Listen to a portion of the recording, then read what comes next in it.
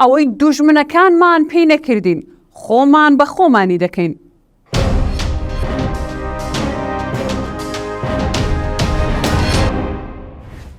پێنسە و حەوت ساڵە کورد لە ناو شەڕی براکوژیدا دەتلێتەوە و ئێمەی کوردی نەکبەت هەر لە شەڕی براکوژی ساڵی 1516 زاینی تا ئەمڕۆ بەردەوامی لە یەکتر کوشتن. ئەوەی عەرەب و عەجەم و تورک تەواوی نەکرد، خۆمان تەواوی دەکەین. نووسەرێکی بەناوبانگیش دەڵێت دەگەڕێمەوە بۆ مێژوو بۆ ئەوەی لە ئێستان بگەم و داهاتووم ڕۆشن بکەمەوە، بەڵام بەداخەوە بۆ ئێمەی کورد نەدەگەڕێنەوە بۆ مێژوو نە باوەڕیشمان بە ڕۆشنبوونەوەی داهاتوومان هەیە. چۆن و کەی کورد کوردی کوشت؟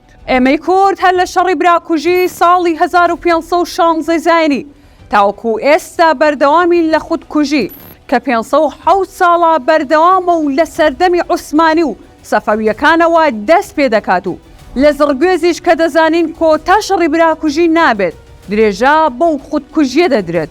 نەتەوەیەکین 507 ساڵە خەریکی یەکتر کوشتن و لە ناوبردنی یەکین، کەچی هەمومان بەلاوازی ماوین و دوژمنانمان توانیویانە بە ئارەزووی خۆیان بەکارمان بهێنن.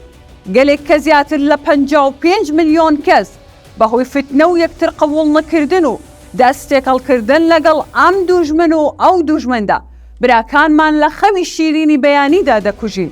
شەڕی براکوژی لە سەردەمی ئیماراتەکانەوە تاوەکو ئەمڕۆ.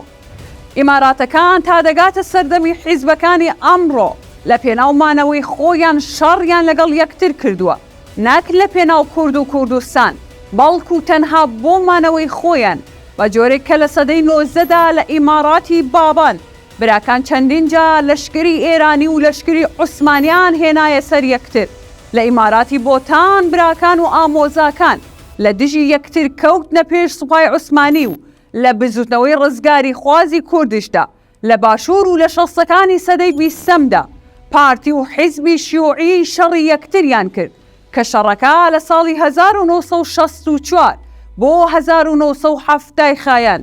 باڵی مەکتەبی سیاسی پارتی کە لە ئیبراهیم ئەحمەد و جەلال تاڵەبانی و چەند کەسێکی دیکە پێکاتبوو لەگەڵ باڵی مەلا مستەفا بارزانی شەڕی یەکتریان کرد. لە شەستەکاندا پارتی و حیزبی دموکراتی کوردستانی ئێران ڕوبەڕوو یەک بوونەوە و هەردوو لە چەندین قوربانیاندا. لە ساڵی 1976 بۆ 1978 شەڕی یەکێتی و پارتی لە ناوچەکانی بادینان و هەکاری باکووری کوردستان ڕوویدا.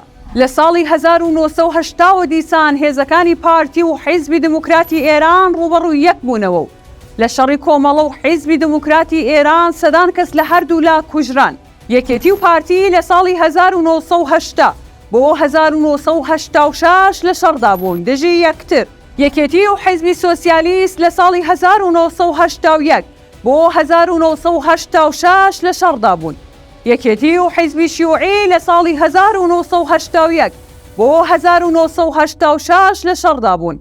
لە ساڵی 1979 بەرەی جوود و یەکێتی لە شەڕدا بوون کە بەرەی جوود پێکاتبوو لە پارتی شیوعی سۆشیالیست و پاسۆک.